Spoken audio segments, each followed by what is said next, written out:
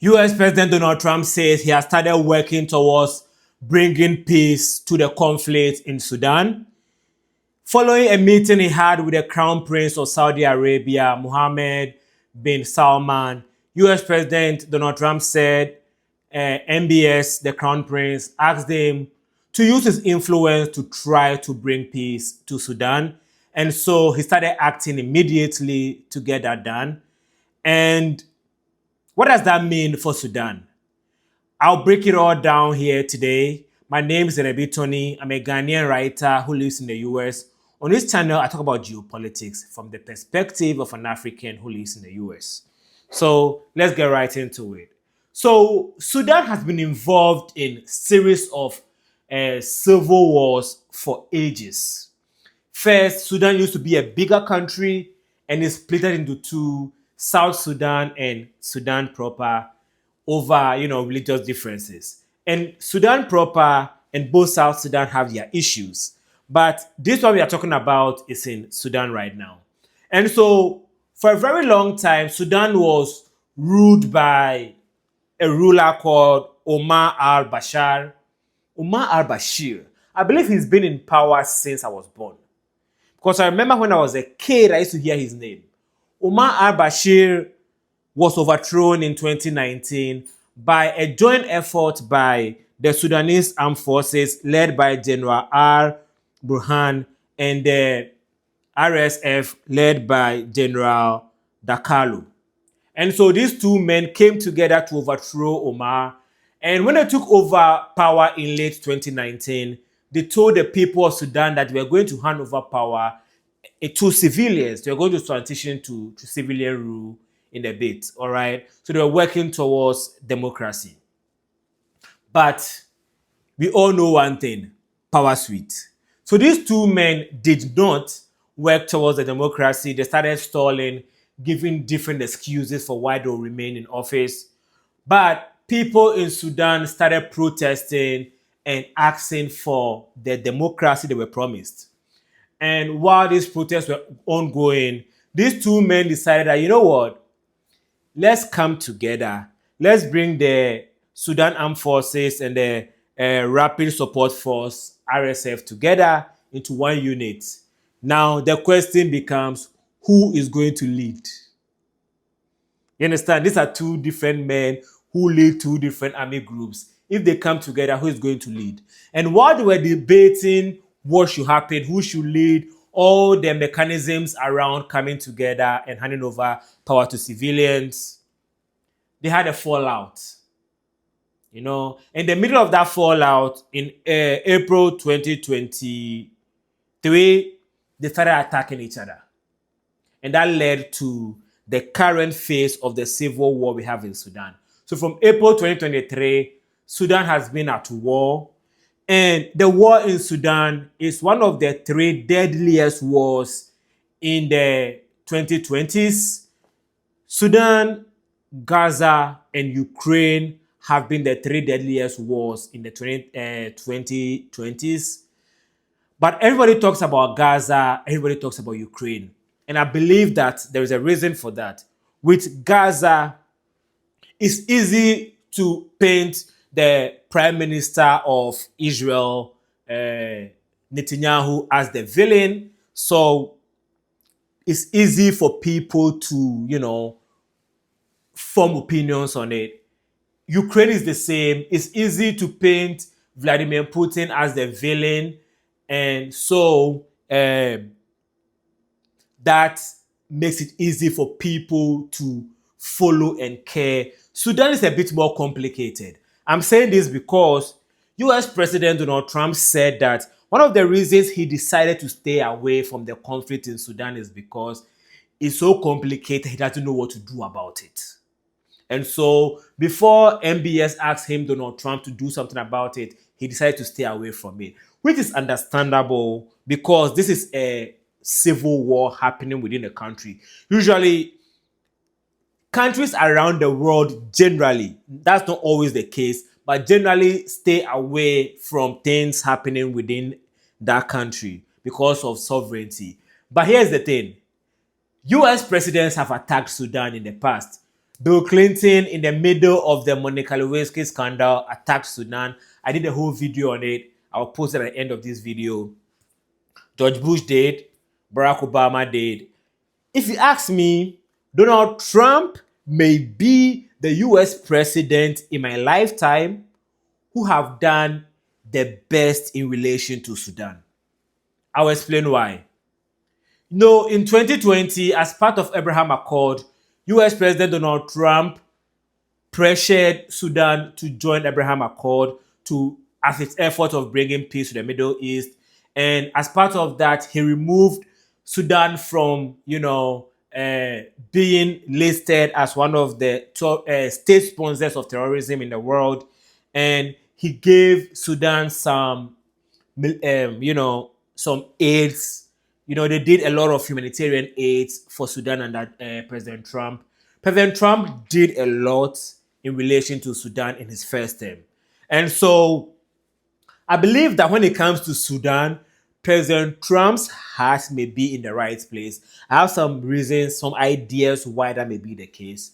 And so in his second term, his decision to stay away from the conflict in Sudan was interesting because in his first term, he was trying to work towards bringing peace to Sudan. But you must add that the current civil war in Sudan started in 2023 when he was out of office. So this is a new conflict that started when he was out of office. And so, you know how Donald Trump used to say the reason why there's a lot of war in the world is because he was out of office? Yeah, he may be up to something. And so MBS is, somebody who cares about Sudan for whatever his reasons are. I try not to interrogate people's intentions. And so he came to Donald Trump that, let's do something about Sudan. And this actually started when Trump went to the Middle East to sign the ceasefire in Gaza. And when Trump was there, Saudi Arabia, UAE, Egypt, and a few other countries joined the US to form a accord with the aim of bringing peace to Sudan. But all their efforts have been centered around one thing: bringing ceasefire. Peace and ceasefire are two different things. The conflict in Sudan may not be solved by ceasefire because ceasefire means that people will still be in fear of their lives that something can break out at any time, right? And so when they, asked Trump to do something about it, he did not act immediately. And so when MBS came to the White House a few days ago, that was yesterday, Tuesday, he brought it up again to Trump, and Trump now have decided to do something about it. And it's unclear what Trump can do about Sudan yet, because I tried to write down what are some of the things Trump can do for Sudan right now. Trump can appoint a special envoy to try to engage both sides. So these are two men who are fighting for power. That is basically what it is. Experts say that for the last 2 years, the war in Sudan have entered into a stalemate where the people are fighting only because they don't have a reason to stop fighting. They don't have a reason to keep fighting, but because they are fighting, they just keep fighting. I don't know if you get what I'm trying to say.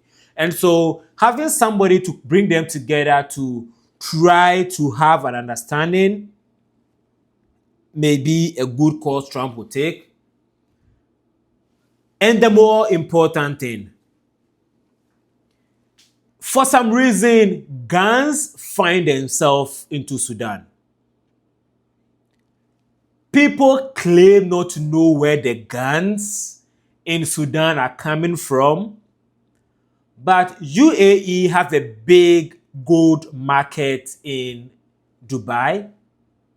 For some reason, the gold in Darfur finds itself in Dubai, and then guns find themselves from UAE to Darfur, where the war is happening. Which means that there are powerful interests around the world who have an interest in not just the gold in Sudan, but also selling arms to these fighting factions in Sudan. That is the most important thing to do right now. And Secretary of State in the US, Marco Rubio, have already talked about the fact that Gans needs to stop going to Dubai, to Sudan, Darfur. Nations need to stop going to Darfur. So the most important thing President Trump can do right now is to stop the inflow of nations to Sudan. Because if they don't have ammunition, what are they going to do? Throw stones? Anyway, the humanitarian need help is also very, very needed. It is believed that 11 million people in Sudan are displaced, in addition to the 400,000 people who have lost their lives in this war. And so, getting humanitarian help to these 11 million people should probably be a huge priority for President Trump. And so, three things: an envoy to broker peace between the leaders of the two fighting factions, humanitarian help for the 11 million people who are displaced in Sudan, and Gans needs to stop going to Sudan. If President Trump is able to get these three things done, I believe that President Trump will deserve a Nobel Peace Prize for what is happening in Sudan. Here's the thing: a lot of people in the past have won Nobel Peace Prizes because of Sudan. I believe the World Food Program won Nobel Peace Prize because of the humanitarian work they've done in Sudan in the past. If Trump can also do something, he will deserve the Nobel Peace Prize. We all know that Trump has been asking for the Nobel Peace Prize in very loud words since he's been president. Sudan may be his issue, right? Ukraine, complicated. Putin is not easy to deal with. Gaza, there is ceasefire. When he solves Sudan, that would mean that President Trump has been involved in trying to bring peace in the three deadliest war that has happened in the 2020s, and that would mean that he deserves Nobel Peace Prize. I usually don't want to have moral reason why people do things, because everybody have different morals. But if his ego will drive him to work towards resolving the conflict in Sudan, I'll be grateful. Because it's sad what is happening. I've met people from Sudan. One of the things about going to school in America is you get to meet people from different countries in the world. And you get to form bonds with different countries in the world. And you realize that you start caring about these people. So you start caring about the things they care about. So I care about Sudan, and I'd like to see peace in Sudan. We'll talk about more of this thing just came to my mind.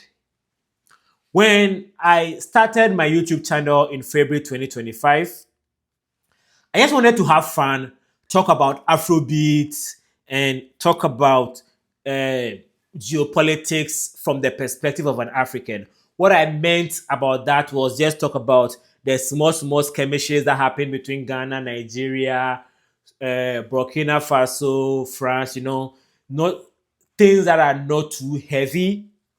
But from April, when I started talking about the Morocco Western Sahara situation, I realized that no, I can't stop talking about the big issues happening in Africa. And for some reason, since he came back to office, Donald Trump have paid special attention to Africa. I have no idea. I might make a whole video later in future to speculate why I think Donald Trump cares or have a focus on Africa this time around.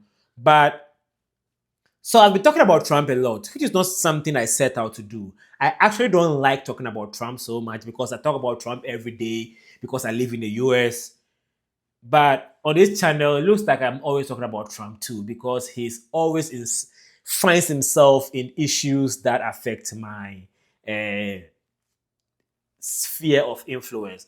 Hopefully, at some point, the whole world will come back to calm, so I can go back to talking about Black Sheriff, Shatawale, Davido, Burna Boy. That's what I like to talk about. I wrote a whole book about entertainment. That is my fun thing to do, right? But now I have to talk about wars, bro. And I do care about these wars. I want them to get resolved. Thank you for watching. Subscribe to my channel if that's something you're